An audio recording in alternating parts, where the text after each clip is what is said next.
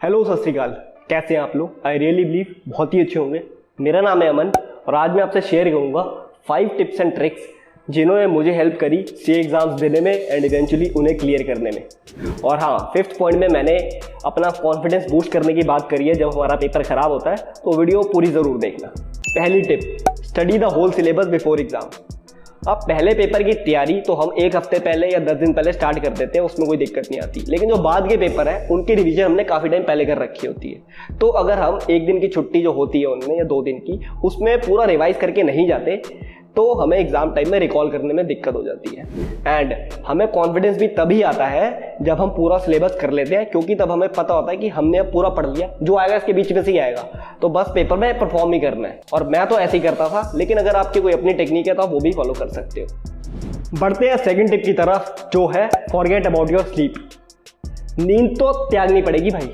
अब पूरा कोर्स अगर कंप्लीट करना है 1 दिन की छुट्टी में, तो इतना सा सैक्रिफाइस तो करना पड़ेगा। पूरे साल रोज 8-8 घंटे सोते हो ना, 1 या 2 हफ्ते की बात है, थोड़ा कम सो लेना, नींद सैक्रिफाइस कर लेना। अब इसमें भी बहुत लोगों की अलग अलग विचारधारा होती है। कहते हैं कि एग्जाम्स टाइम में आपको नींद पूरी रखनी चाहिए, प्रोडक्टिविटी नहीं आती। पर मेरा ऐसा नहीं था, मैं अपना बस ओपिनियन दे रहा हूँ आपको कि मैं 2 दिन में 1 दिन 8 घंटे सोता था जिस दिन मैं एग्ज़ाम दे के आया, एंड एग्ज़ाम से 1 रात पहले मैं सिर्फ 4 घंटे सोता था, एंड मेरी प्रोडक्टिविटी आती थी। ऐसा कुछ नहीं था, नहीं आती। बाकी आपकी अपनी इच्छा। तीसरी टिप आती है रिवाइज बाय राइटिंग। जी हाँ, 1 दिन की छुट्टी में भी लिख लिख के रिवाइज करना है। अब सब रिवाइज नहीं करना, कैसे करना है, मैं क्या किया करता था, एक रजिस्टर रख लेता था अपने सामने, और जो मुझे इंपॉर्टेंट लगता था या ऐसा लगता था ये मुझे याद नहीं हो रहा, वो मैं जल्दी जल्दी रफ और गंदी राइटिंग में लिखता रहता था। अब इसका फ़ायदा क्या होता है हमें, सीए के पेपर होते हैं बहुत लेंदी, वहाँ आपका दिमाग से ज़्यादा तेज़ आपका हाथ चलना चाहिए। तो जब आप लिख लिख के प्रैक्टिस कर लेते हो ना 1 दिन की छुट्टी में भी इंपॉर्टेंट क्वेश्चंस, और अगर वो एग्जाम में टपक गया, इतना टाइम सेव कर देगा आपको कि आपका पेपर कंप्लीट हो जाएगा। जिसने सीए का पेपर कंप्लीट कर लिया ना भाई साहब, वो पास हो जाता है। इसमें सीधी सी बात ये है। अब आते हैं 4th टिप पे, जो है step into the shoes of paper checker. बहुत छोटी सी टिप है लेकिन बहुत प्रो टिप है। क्या करना है, जब भी आप पेपर लिख रहे हो, हमेशा एग्जामिनर को अपने दिमाग में रखना है। बेसिकली एग्जामिनर के नजरिए से सोचना है कि अगर मैंने ये लाइन लिखी है या ये पॉइंट लिखा है, इस स्टेप के मुझे 1 नंबर मिलेगा या 2 नंबर, जितने भी मिलते हैं उतने मिलेंगे क्या। प्रेजेंटेशन जो मैंने कर रखी है उस हिसाब से मेरे इतने नंबर बनते हैं क्या। बहुत यूजफुल टिप है। क्यों? क्योंकि इससे हमारी एक तो राइटिंग अच्छी आती है एंड हम सिली मिस्टेक्स नहीं करते। Now fifth and last tip, but a very important tip, that is how to boost your confidence और how to lift yourself up। जब भी आपका कोई पेपर खराब होता है या पढ़ते पढ़ते आप टेंशन में आ जाते हो, लो फील करते हो, इसका मैं आपको अपना एग्जांपल देके बताता हूँ। जब भी मेरा कोई पेपर खराब होता था, तो मान लो 5:30 में घर आया, 6 से 8 मेरा सोने का प्लान होता था। अब 6 से 8 मैं सोता तो था, लेकिन मुझे नींद नहीं आती थी, और लगातार मेरे दिमाग में एग्जाम घूम रहा होता था जो मैं दे के आया हूँ, उसका एक एक क्वेश्चन घूम रहा होता था कि मैंने क्या क्या लिखा है। 8 बजे उठता था, ग्रीन टी लेता था और घर वालों के सामने जाके बैठ जाता था। जब तक ग्रीन टी खत्म होती थी, वापस इतनी एनर्जी आ जाती थी कि मैं अगले पेपर के बारे में अब सोच पाऊँ और उसकी तैयारी स्टार्ट कर पाऊँ। तो मेरे लिए बहुत यूजफुल रहता था ये। तो आप भी ऐसा कर सकते हो ट्राई, अगर आपका कोई पेपर खराब होता है।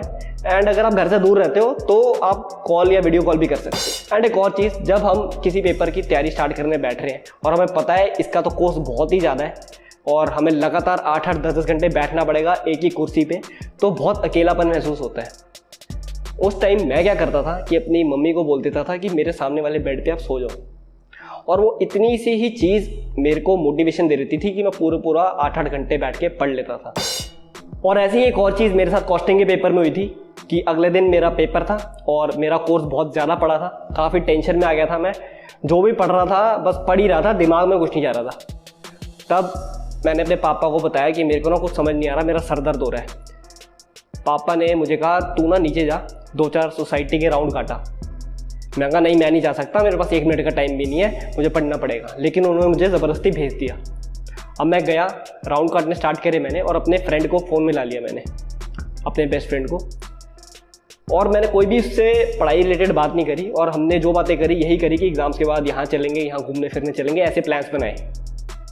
वापस मैं घर आया, एकदम फ्रेश हो गया, मेरा दिमाग इतना हल्का हो गया था कि मैं पूरी रात बैठ के पढ़ पाया और अगले दिन पेपर भी दे दिया मैंने।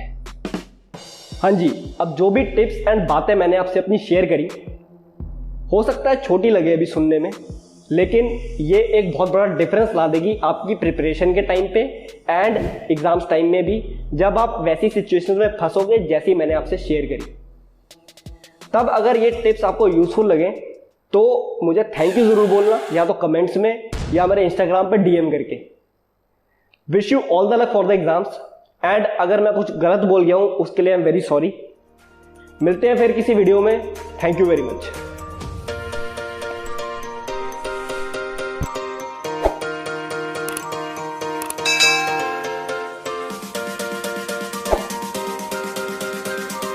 कि ये सारा कोर्स कवर कर लेती हैं, एंड यहाँ पे एक फ़ायदा ये है तो आप अपनी